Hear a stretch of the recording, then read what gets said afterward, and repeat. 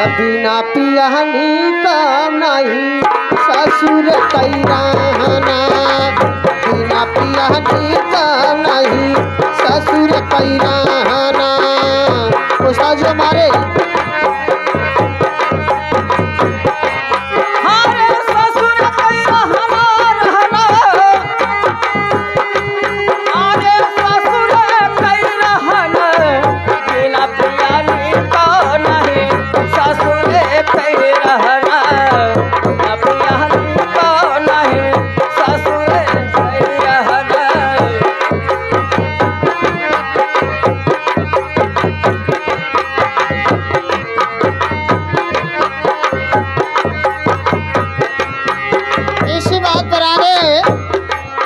राम आश्रय यादव ग्राम तलवारी की धरती से 11 रुपये का पुरस्कार। नमस्ते प्रणाम आशीर्वाद की चाहे कहना है। अरे ससुर कई रहना रहना, ससुर कई रहना, बिना पियानी का नहीं ससुर कई रहना।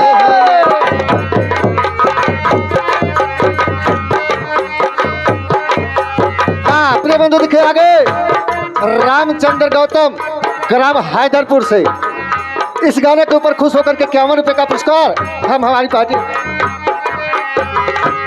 अरे पहिला बियाह सत गुरु संघ भइले, सत गुरु संघ भइले, पहिला बियाह सत गुरु संघ भइले, सत गुरु संघ भइले,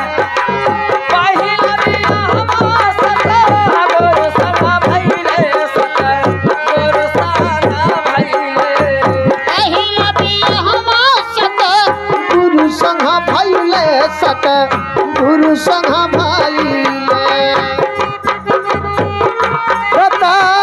संघ भइले, सत गुरु संघ भइले, पहिला बियाहवा सत गुरु संघ भइले, सत गुरु संघ भइले।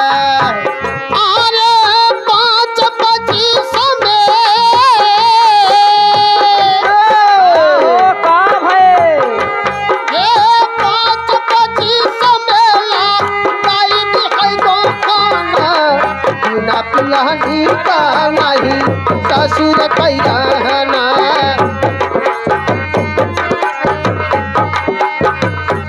हाँ प्रेम से दिखे आगे अक्षर दीवाना फूलपुर, अक्षर दीवाना फूलपुर ये तुम्हारे ऊपर खुश हो करके 11 रुपए का पुरस्कार दिए हैं हम हमारी पार्टी।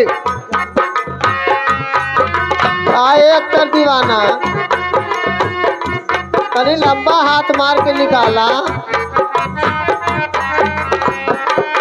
अरे भाई है आहो अब पीछे करना है। अरे परसों परसों कहीं के गईला, परसों बीतल साजना हो, परसों बीतल साजना, परसों परसों कहीं के गईला, परसों बीतल साजना हो, परसों बीतल सजना,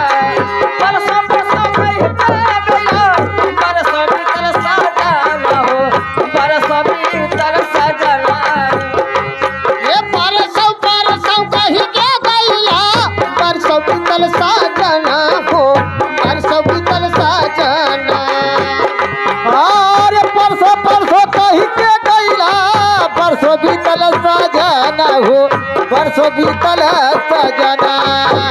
अरे सुधिया नाली हाला कैसे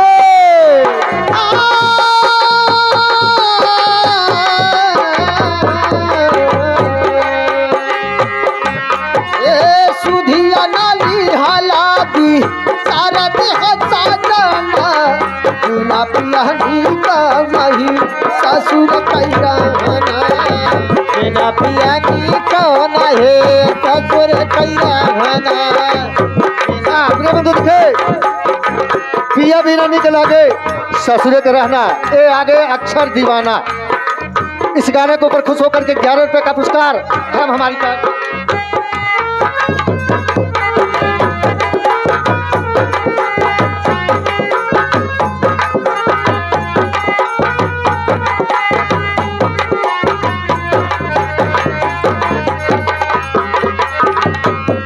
पिया निक नहे ससुर कैरा भनाय बिना पिया निक नहे ससुर कैरा भनाय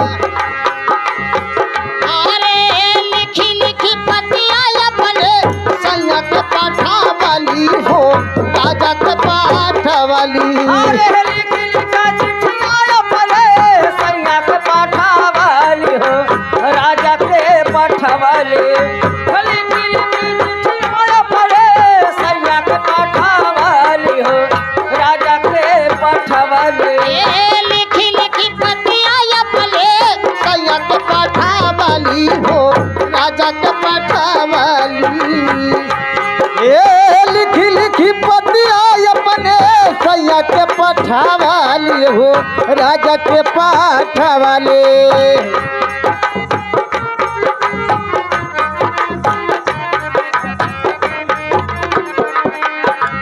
हेलो